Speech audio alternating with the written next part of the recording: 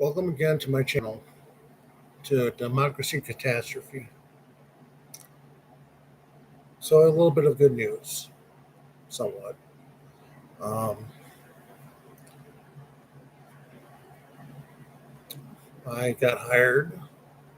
Um, I have a new job now. It's going to be very different from what I used to do. And it's a temporary assignment, of course, but it's something. It's better than nothing. And it's a blessing to have a job. If you're out there that's still looking at it, it's a real difficult time to be even look or even um, attempt to find a job out there. And sometimes when when somebody says no, there's going to be somebody that's going to be yes there to actually hire you. Speaking of jobs, I think one of the most stressful jobs in the world, as far as I'm concerned, is being a mayor of the crown jewel of a city that speaks for the rest of America. I'm talking about New York City. Um, I'm not much of a fan of New York. I'm not a New York Yankees fan or a New York Giants fan or a New York Knicks fan. I think it's kind of a shithole city as far as I'm concerned. I am very prejudiced to Chicago and Milwaukee. Always have and always will be a big fan of the Chicago Bulls, the Chicago White Sox, Milwaukee Brewers, and the Green Bay Packers. I left the Bears and the Cubs out because I think they're just like second string wannabes, Bush League players who want to be the pros. That's how I see them. Um, Go Bears 1985. That was 40 years ago. No, I'm just having a little fun right now. And there's some good news. Um, my channel is not about clicks. This is more about saving a piece of history more than anything else. So I'm going to be leaving it out here. If somebody comes across this for whatever reason and just looks at it and say, wow, this thing is old. This guy is fat. This guy's got a big old zit on his face. And you wonder, what the hell is he talking about? He's got a goofy ass accent and he's smiling for a change. This year was not a good year. Not for me and not for a lot of everybody else. So, to me, 11/3, 2025 was my reset. And since I turned 50 years old, this is a whole new decade. One of the things I did accomplish was I got rid of some of my old bills and got rid of them completely. I still got some debt out there, and that's it's always going to be an ongoing struggle for even for you guys. So so we're talking about debt, we're talking about housing, we're talking about keeping our kids fed, keeping our families fed, keeping the lights on, just the basics. And I don't know about you, but if you put the wrong people in government, this is what happens. Now, I think it was a couple months ago or a month ago. I don't know. I don't remember. It was like the no Kings Day. What I was referring to was Donald Trump acting like The Constitution does not matter. The Constitution does not apply to the executive branch. That's what it was all about. So there's been a huge pushback, but not only by the electorate, but also by the Republican parties themselves. And I say, gosh, we can go way too far. And now with the big, beautiful bill out there, they're going to be doing so much damage. Now, what they're going to be doing next year, and now hopefully this does not come to fruition. Next year's election, will there be a tsunami of Democratic candidates going to win a majority of seats in the Senate and Congress? Or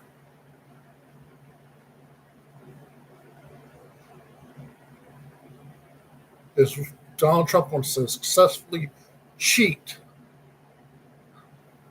in order to keep a good leash on the government that we have right now? And right now, where are those checks and balances are at?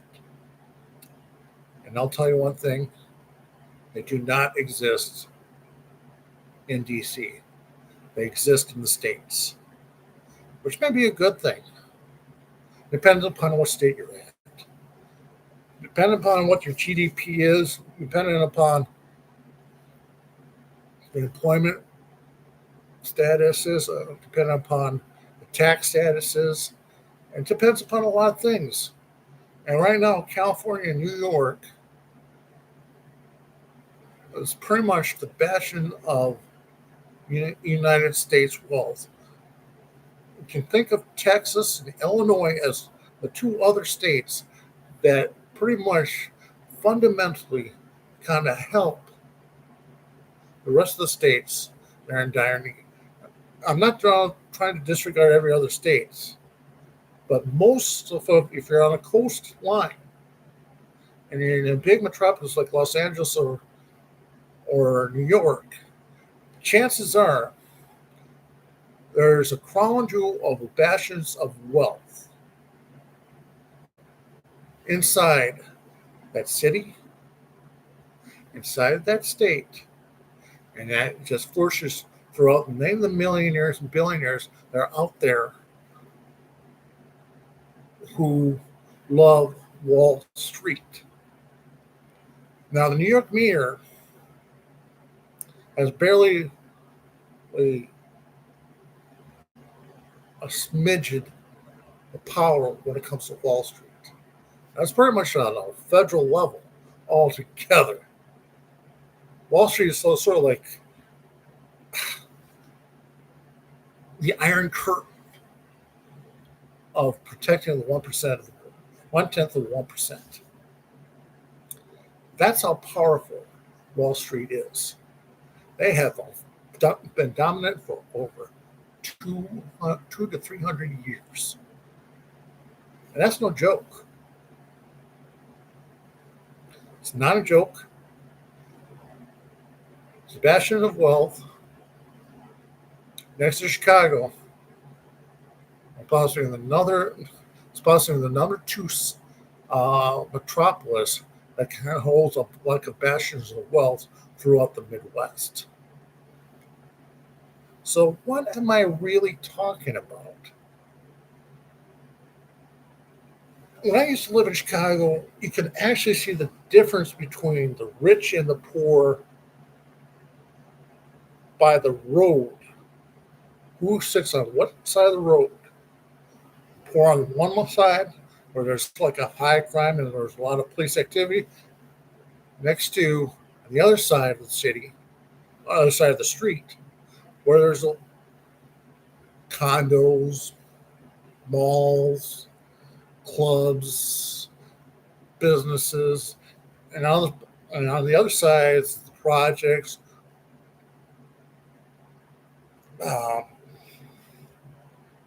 liquor stores, gun stores, drug dealers, prostitutes, and cops on the other side. You can actually see that. I used to live in Chicago, so I know what I'm talking about. So, what am I also talking about? We're talking about the mayoral race in New York. And what does this mean? And where's that hope come from?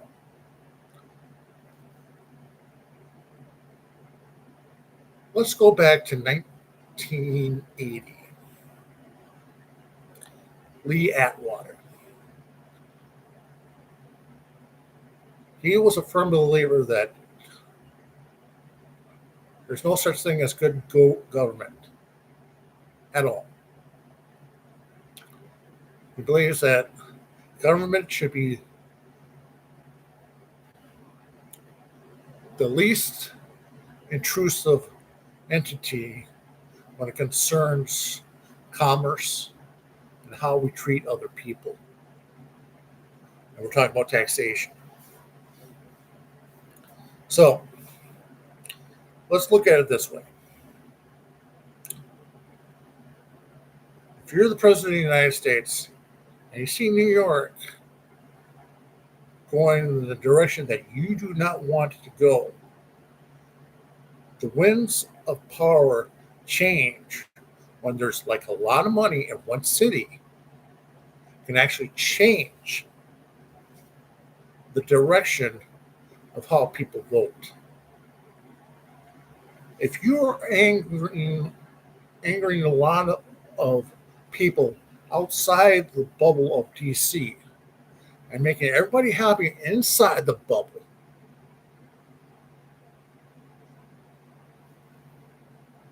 I don't know why the people don't like me. I don't know why people are saying bad things about me. This should not have happened. And that's what Trump is saying every single day of his life. The thing is, you do bad things to people that really matter the most, the poor and the middle class, that actually are the backbone of our country. You piss them off. Guess what's going to happen? They're going to retaliate.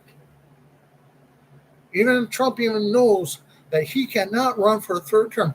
And if he does run for a third term, what are the chances that Barack Obama might just put himself in that hat to go up against him in 2028? And Obama's still young enough to actually do that.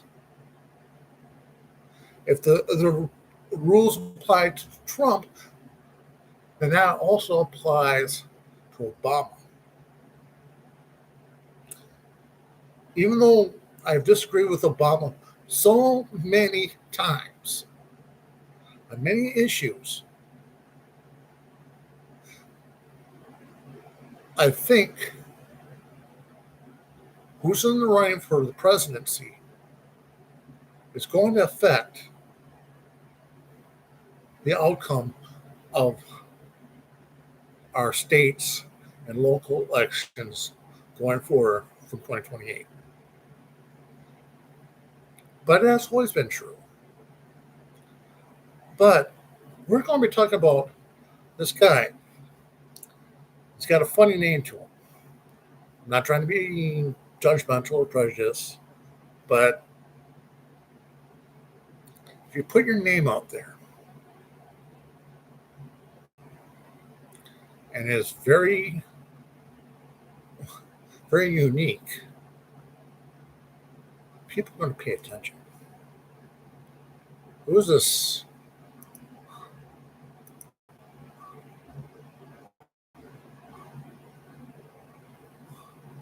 Zoran Mamdani. To Matt Shuham, November 4th, 2025 at 9:36 Eastern Standard Time. The headlines read this: Zoran Mamdani makes history as New York City's next mayor. New York State Assembly member Zoran Mamdani is projected to win the election to be New York City's next mayor bringing the democratic socialist agenda to America's largest city and defeating Andrew Cuomo, the heir to a political dynasty. Mamdani will be New York City's first Muslim and South Asian mayor and its youngest in over a century. So,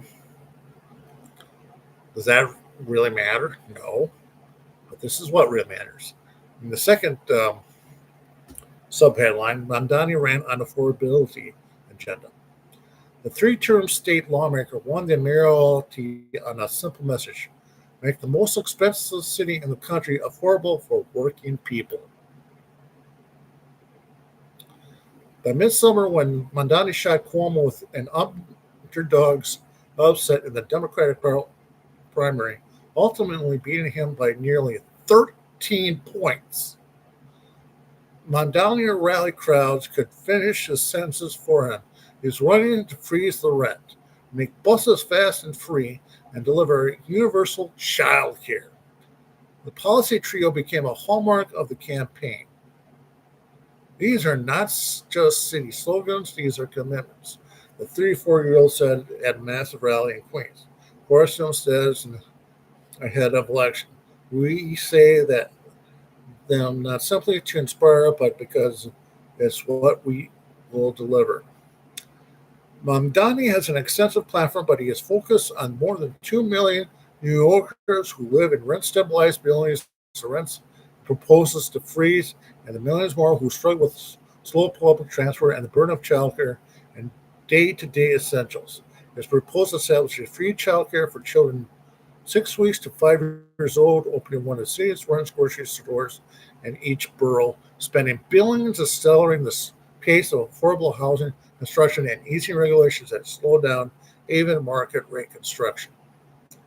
He has acknowledged he needs to work with Kathy Hochul and the Democratic majorities in the state legislature to get his agenda done, namely by having them approve tax increases on corporations and Wall Street to raise the. Oh boy.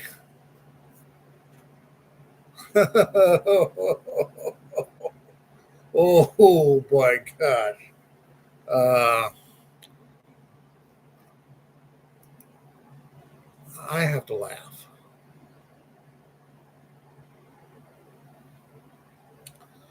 Because if you're a councilman in the city of New York, you take your people, your most chosen, best lobbyists, you send them to Albany, and they're asking you to get a huge chunk of money for that big city of yours. But you got the whole rest of New York. You think the other counties and other cities inside of New York, are they going to complain? Absolutely. But who brings the most share of the money? New York City. So what is he proposing? But I don't think he can get it at state level. Uh-uh. So he's got to do a two-front um, fight against them, against the powers that be. Because the powers that be are going to do everything they can to stall and stall, and I can see that happening. So why they want to protect them from 1%? So what do?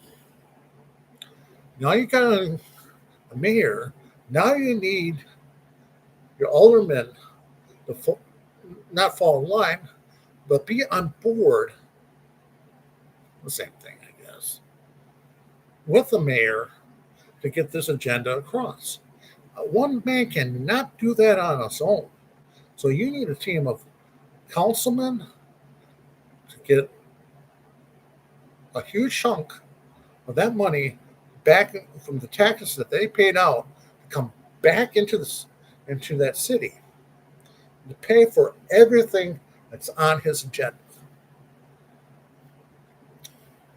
Well, what does that mean? What does that mean? I don't know.